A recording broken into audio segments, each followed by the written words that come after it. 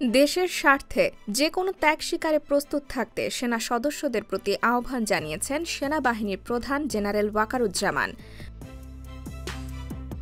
বৃহস্পতিবার ২৩ জানুয়ারি চট্টগ্রাম সেনানিবাসে দি east Bengal regimental সেন্টারের শহীদ এম.আর. চৌধুরী প্যারেড গ্রাউন্ডে ঐতিহ্যবাহী ইস্ট বেঙ্গল রেজিমেন্টের ১৭তম কর্নেল অব দ্য রেজিমেন্ট অভিষেক অনুষ্ঠানে একথা বলেন তিনি।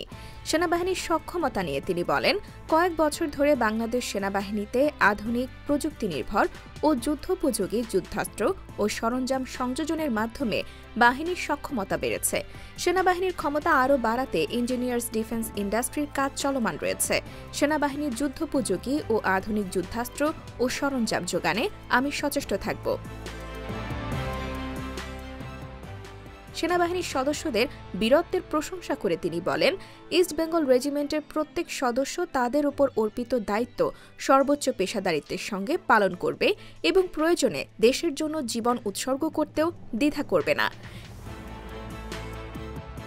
এই অনুষ্ঠানের মধ্য দিয়ে সামরিক রীতি অনুযায়ী সেনাবাহিনী প্রধান ঐতিহ্যবাহী ইস্ট বেঙ্গল রেজিমেন্টের অভিভাবকত্ব গ্রহণ করেন। অনুষ্ঠানে উপস্থিত ছিলেন সেনা সদর, army training and doctrine command, স্থানীয় ফরমেশন এবং ইস্ট বেঙ্গল রেজিমেন্টের ঊর্ধ্বতন কর্মকর্তা সহ বিভিন্ন পদবীর সদস্যরা। শেষে সেনাপ্রধান রেজিমেন্টের সব সদস্যকে একবিংশ শতাব্দীর চ্যালেঞ্জ মোকাবেলায় আধুনিক যুদ্ধোপযোগী প্রশিক্ষণ গ্রহণের মাধ্যমে সদা প্রস্তুত থাকার আহ্বান জানান।